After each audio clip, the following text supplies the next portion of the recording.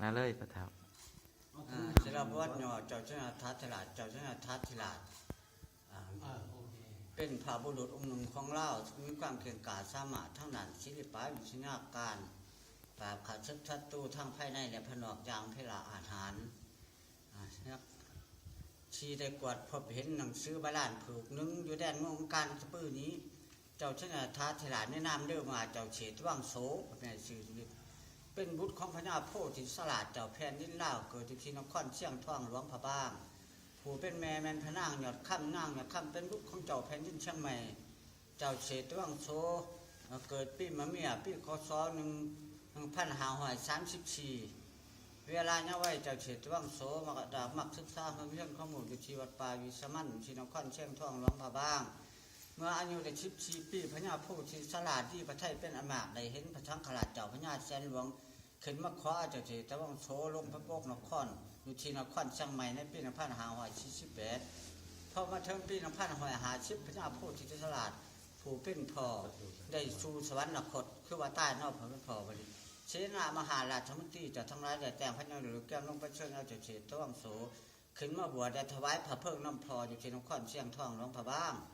เมื่อเช่นชิดพิธีละชาณากับพระทับบุญน้ำพอแล้วสำเร็จจุชินเนี่ยวัดเสนามหาราชมนตรีจะทั้งหลายที่นครเชียงทองหลวงพระบางจะทั้งอาภิเษกเอาจากเฉดว่างโสขึ้นมาปกนครเชียงทองหลวงพระบางแทนพญาโพธิสลาดจึงได้ใส่พระนามว่าพระอุทัยพุทธรบวรสัญญาเศรษฐาธิราชผู้วนาถพระพุทธมันในเวลาพระองค์ปกครองทั้งสองนครพระองค์มีความสมัยเก่งกาจทั้งด้านศิลปะวิทยาการปราบขัดศึกศัตรูทั้งภายในและภายนอกอย่างพระอาหารยังจากนั้นพระองค์ยังได้สั่งสาประชาชาติบ้านเมืองหงเรื่องเรื่องอย่างเช่นพระองค์ได้สร้างประธานหลวงในปี1566ด้านใต้เป็นออกเฉียงเหนือแห่งพระนครเมืองจันทร์สร้างกว้างประธานเก่าพญาโศกราชสร้างปางก่อนปางคศ307เมื่อพระองค์ได้สร้างประธานหลวงสำเร็จเช่นพระองค์ในระบบระดมภายเมืองปฏิสังขรณ์ประธานหลวงอันนี้มันในมือล่วงแหมย่ำแม่นตกลงแม่นหาเอาเดือนเพ็ญหันชาหนังก็ทำบุญต่อไปเมื่อสร้างประธานหลวงสำเร็จเช่นพระองค์ยังใดสร้างสาวัดว่าอารามหงเรื่องเรื่องเหลือมในอย่างเช่นพระองค์ได้สร้างวัดป่าฤาษีสังหรณ์ได้สร้างวัดพระกันทองอย่างน้องยังคำได้สร้างองค์มุ่งก็ถัดพระอาหารชิมาพุทธองค์ทวงพระถัดคุณว่านี่ได้สร้างเจดีย์ความถัดว่านอยผู้เขาหลวงได้สร้างวัดพ่นน้องกกอยู่ที่น้องไข่ได้สอนแป้งประถาดที่ขูดตะบุญเมืองนครเมืองตะแกรงได้ทุ่งไห่ได้สร้างสอนแป้งถาดพนมดังจากนั้นพระองค์เนี่ยสร้างประถาดสีทรงหักยอมเพื่อด่านสายจังหวัดเลยสร้างสัมพันธ์ลาวไทยอันนี้เราคุ้มครองพระองค์สร้างประถาดสำเร็จเฉยพระองค์นี้มีศรัทธาและรอประพุทธรูปองค์สัมพันธ์1พระองค์ตื่น2พระเสริม3พระใจ4พระทุกส่วนพระเสริมจิตโยทุ่มล่ำชีกรุงเทพส่วนพระใจจิตพระใส่มนองข่ายนี้พระชุกจุ่มโยธานามวานุชุกเข้าไทยชยามเอาไปกรุงเทพที่เราเอาไว้พังไทย2เอาไว้พังลาว2เอาชยามบ่พอใจจะมาเอาพระชุกเสียขำเมื่อพังไทยจะมาเรื่องหลวมจมน้ำโยธานามวานุชุกเข้าไทยชยามกรุงเทพพระองค์3ดูสำเร็จฉินมีราชาคู่เจ้าทั้ง2ข้อเก่าเจ้าทั้ง2คนรวมก็เท่าพญานครอยากเป็นไง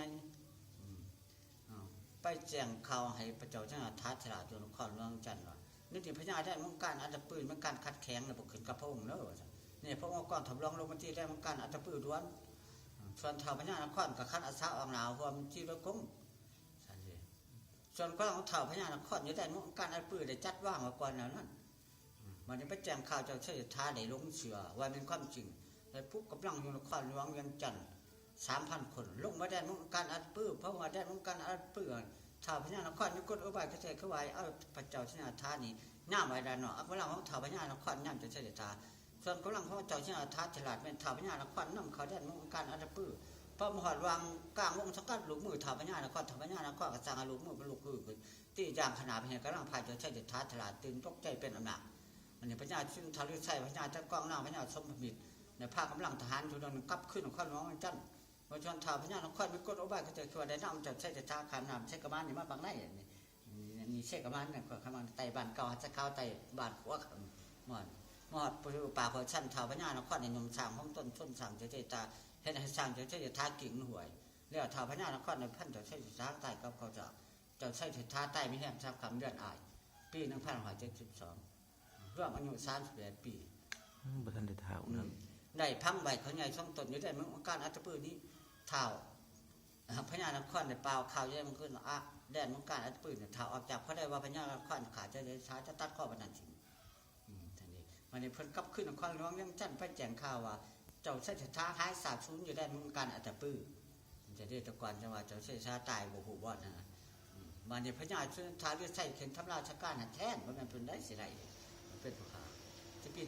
2572หัดปี2574ถึงเมืองห้องสาวดีพม่าได้ไปตีเวียงจันทร์ต่อเป็นครั้งที่3เจ้าพญาชุนทาเลือดใส่เมื่อประเทศจับเอาถาวหันนอเมืองเพิ่น3เนี่ยถาวนอเมืองหลวงก็นางเทพศิระเมื่อประเทศพม่าประชวนถาวพันไส้ในลูกกับเมียพนาง3-4ลูกพญาได้นำการเอาอยู่แต่ลบนี้มาดีด้วยได้นำการอันปื้อที่ปี1577ปี1576ลูกชายจะได้หัวข่าวละเอียดว่าพอโตที่ใต้พญานครขาดเช่นพังไหวพญานตนนี้ได้นำการอันปื้ออาจจะปื้อนี้แต่มหาปี1579ลูกชายจำพุกร่วมไพ่เมืองได้นำการปื้อสร้างถาดหน่อย1ลูก1หันขึ้นสำเร็จที่ถิ่นแล้วจังระดมเพราะว่าอาจารย์ออกต้นนั้นนึงได้นำการอันปื้อนี้ไปคนเอาความบรรทุกถาดใหญ่ถาดหน่อยอันแล้วลูกชายได้แขนแท่นพอได้เปล่าข่าวสนไปนครหลวงยังจันว่าเจ้าเชษฐายังมีชีวิตอยู่โน่จ้าตัวชูข้าพเจ้านครเนี่ยคืนเฮ็ดข่าวเนี่ยทั้งผู้ถอพระเจ้านครพระเจ้าอุปราชว่าแล้วสู้เจ้าเพ่นดินหมายว่าห้าชาจุนไปได้จังหวัดชวามาใส่อีก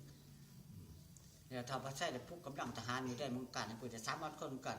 ออกจากแดนมุงการในปืนพลอยกปฏิมุงมันสารวัตรเที่ยวมันในที่เมืองข้ามท่อง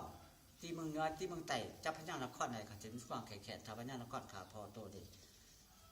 ปลดปล่อยของเมืองเวียงคุกบ่เขาคุกนครหลวงเวียงจันทร์พญาอุปราชว่าร่วงโซภาเมเชียมานั่งเทพที่ได้และบริวารจำนวนหนึ่ง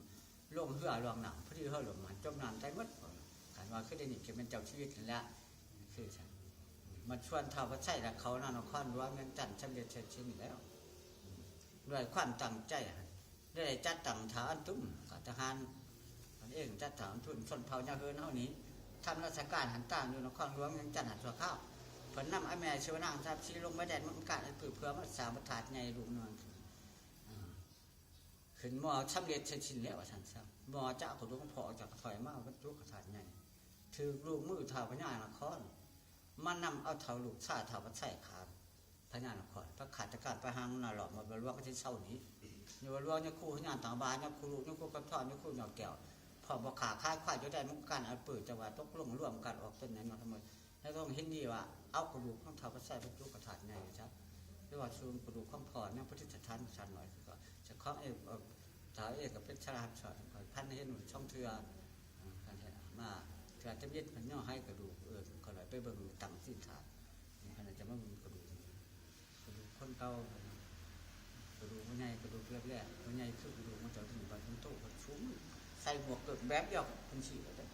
ตัวหน่อยเราเจเนี่ยกระดูกซองอะไรกระดูกคนมันจะได้มีกระดูกใหญ่เขาไม่เคยว่าต้นใหม่เนี่ยมันจะเอาโต๊ะยังงงไปหรอกคือเขาโต๊ะได้หนีมันว่าใช่ท่านนึงคนแก่ตู่หันไปเอาตู่จะเนี่ยห่อหักตะกอนมาทัดวันนี้หาคนแก่จะแบบนี่เถื่อนหน่อยเพื่อนน้อยต่ำมันลูกร้านในบ้านนะจักหน่อยจักร้านเงินแช่หนึ่งช่องแช่เราลูกแต่แถวว่าปอนชาหันแล้วเขาเองจะหนาจะหนามหนาเพิ่งเมื่อหนาเลยส่งข้าวเหนียวใส่เกลือขึ้นมาคุณเมื่อเสียงหนาไปเมื่อจะมือจะเมื่อบ้านก็มึงเขาแก่ตู่หยอดมาไม่แม่นี่ว่าจริงเขาละมาหาผู้พอกับเท่าแนวหุ่มก็นั่งโซ่กันใช่ตู่เพ่ไม่เลยบอกเอ้าช่างตู่เพ่จะมาทำอะไรจะซื้อจะสร้างขึ้นมา5 ขนาดเป็นจะบ้ารถมาชมกับเป็นบอกว่าเมื่อบอกขนาดต้นเจ้าข้าจะแข็งอุ้ยเวทเคยยินเพื่อจะเชื่อมันไม่ใช่เกี่ยวกับเพื่อนเราคนแก่ตู่ขนาดเฮ้ยผู้พอเนี่ยเขาจะปัตตาจะลงได้อัดดูดีๆเลยว่าไอ้แก่หรือพากันลงหรือบอกว่ามันขับขาดคนเขาพามันก็อัดน้ำไหลเชื่อมันขับก็แจ้ใช่มันตัดกับพาอัดไว้คือยังเป็นที่เก่าเราเนี่ยเนาะชัวเพราะว่าอาจารย์พูดเห็นเขาบนคนจะเนี่ยท้าทายเปิดเนี่ยหลวงร้านได้แต่สมความหวังความปรารถนาหลวงร้านสาประเทศศาสตร์บ้านเมืองสืบทอดเมียนูอนาสุขาพลามันเงินมันยืนเลย